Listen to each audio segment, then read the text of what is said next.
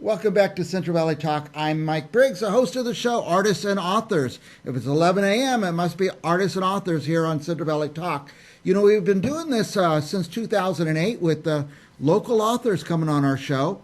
And then COVID came along and the government wouldn't let us have guests anymore. So we experimented with this Zoom technology. Now Central Valley Talk has become an international talk show because we interview authors from all over the world, actually. Today's author is all the way from Florida. Welcome, Steve. How do I say your last name? Altier? It's Altier. Okay. Altier. Altier. Altier. Altier. Okay. And you're all the way where? Tampa, Florida? Tampa, yeah. Yeah. Welcome to our national and international show. Now, you were on a while back with a book about something about ghosts, and your current book is called The Camping Trip. Yeah, it's another ghost story. Another ghost story, yeah. And I read a little synopsis on it. Got me a little, creeped out. Kids go on a camping trip. Obviously, that's the name of the book. And give us a little bit, without giving away too much, what happens. Well, the story's set in the 1970s in a small Pennsylvania town called Lizardville. There's an old broken down dam and an abandoned axe factory there. When a group of young boys, they decide to go out on a weekend camping trip. The oldest boy, he wants to scare the young guys. So he tells them the legends of the axe factory murders, and they wake up the spirit world. Oh, boy. Now, Yeah. just the axe factory, you got me there. I said, this is going to be a little bit scary or something. Now, by the way, I like to say this up front. You can find Steve Altier's book at Amazon, any place they sell books, right, Steve? Yeah. My publishers, we've got them pretty much everywhere. Everywhere. And by the way, at the bottom of the screen is Steve's website. I can't see it, Steve. Is it Altier, stevealtier.com? Yes. Yeah. Yes. So go check him out there. Now, this is not your first book?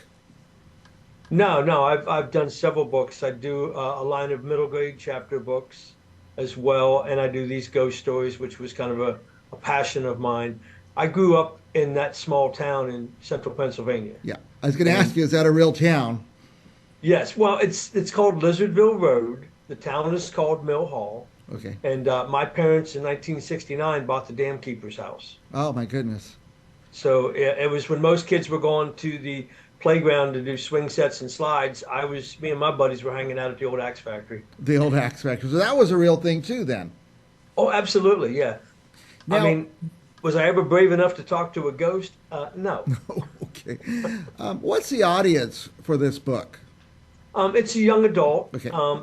I do know that a lot of older folks enjoyed it, and they have commented back that they love in the Lizardville Ghost Story series because it takes them back to their childhood. Yeah. So it's really from 12 and up, or all ages. All ages. Yeah, I have read all my kids' books because they don't read them, and they're just sitting there. And I love to read and read and read. And I got a pretty good kick out of the young adult books. So now there's just two in this series so far? Too far, and I'm working on a third. Okay. Now, I ask all authors this about their process. Are you really a disciplined author? I like to call myself a pantser. I kind of fly by the seat of my pants a lot of times, but I do take a lot of notes. I keep track of things. I know how I want a story to begin. I know a lot of things I want to put in the middle. Okay. But when I actually sit down to start doing the writing, sometimes the story talks to you. Okay. So it's mostly up there at first. You have a beginning and an end and some middle. Yeah, I mean, I'll have 5 or 6 pages of notes, but from that point on, everything else just kind of flows. Now, will you sit, I must sit every day at 8 a.m. and write for 2 hours or anything like that? I try to do that. I really do. I'd love to sit for a couple hours in the morning. And I'm a firm believer there's nothing wrong with a 2-hour lunch. Nice. Now, by the way, the reason I ask you this is we have so many writers, people writing books who watch our show because one thing you've done that a lot of people haven't is you finished writing and you got your book published. So I just want to kind of inspiration for those of us who are still trying to write. Well, never give up. I mean, the minute you start putting pen to paper, I mean, you're a writer. You're a writer. There you go. Now, are You know, you were you a teacher? Did you say? no, no. I worked at a corporate office for a long time. Because I see some of your audience is mostly for younger people. I thought maybe you came out of the teaching world and started writing for them. No, I was never really smart enough to be a teacher. I applaud all of them and thank them for what I know today. Now, anything else? Any other details you could tell us about the book? Um, this one is book one in a series. Now, the other one was kind of a spin-off book, kind of a prequel to this one. Okay. That was called The Ghost Hunter, and that released back in March. This one is actually not released yet. It is due out June 2nd of this year. And then we'll be following up in September with the second book in this called Jimmy's Curse. Okay. And is that one completed? Yeah, that one's completed. It's off at the publishers now. They're Nice. doing all the fine tuning and everything else that they have to do. So that one is all set for, I believe they said middle of September. I can't remember the exact date. Well, that's good. When people finish the camping trip, then the other one will be coming out pretty quick. I love that, a series of characters who kind of run through the various books. Now, are these all boy characters? No, there's a couple girls in there. It's a small town, so there was like six boys, two girls, and they're brothers and sisters, most of them, and a few other friends that all kind of hook up and go on these wild adventures. And once they wake up the spirit world, the object is how do we get them back to where they belong? So there's a lot of research, trying to figure out what do we got to do to put these ghosts back where they belong and try to stay alive at the And same try to stay time. alive, yes. Well, Steve, it's exciting. I am going to read this one. I might start with this one and then go to the prequel later. I like to do that sometimes too. And what I tell, I do this a lot. When I go out to order it, sometimes I order 5 books and I give them to people who I know read, and then we get to talk about it. Hey, what chapter are you on? Where are you in the book? So anybody watch it, I highly recommend that. Don't just buy one book. Buy a few and hand them out.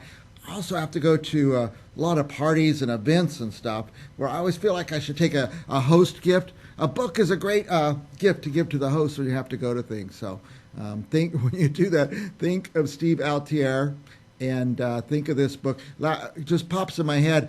You said in that small Pennsylvania town there was an axe factory. If somebody's from that area and they read your book, will they see other familiar things in it? Oh, Places? absolutely. Yeah, they will. It's the whole surrounding area. I've had a lot of folks like, I can't believe you put that in the book, and Okay. some of them even called me up and said, "Hey, you're trying to make us famous." I'm like, "No, it's just I, I I was inspired one day when I was talking with a friend of mine from high school, and he said to me, "How many people can say they grew up in Lizardville?" That's right. I had That's never came up with the Lizardville Ghost Story series. I'd never even heard of Lizardville. So yeah, it might put it on the map. Well, Steve, I appreciate you coming on the show all the way from Florida. It must be around noon there or something, I'd imagine. Yeah. 1 or 2 o'clock. And is the sun shining? 90 degrees and sunshine and dry weather, yes. 90 degrees, I can't believe. And I didn't know they had dry weather in Florida. We do. We're in our drought season here. Okay, very good. But in June is when it kind of rains every day. Very good. Steve, any last thoughts for our viewers? No, I mean, hope you'll check out the story and any of my work. I do write some middle grade chapter books for the younger group. They're just some good, wholesome stories and adventures. Most of my work is edge of your seat suspense. I try not to write too much gore and things like that, but it's mainly just edge of your seat suspense is something that I've always been fascinated with, Yeah. But Well, and check out my website or find me anywhere on social media. yeah, their website's right there, Steve Altier, ALTIER.com. Thank you, Steve. And when the book comes out, we'll have you back again. That'd be great. I would love to come back and talk more about it. All right, you are welcome here anytime. I'm going to close out with the cover of the book on the screen. You guys, please go to Steve's website or go to Amazon or go wherever you go and get this book. We'll be back with more authors and artists right after this. Thank you.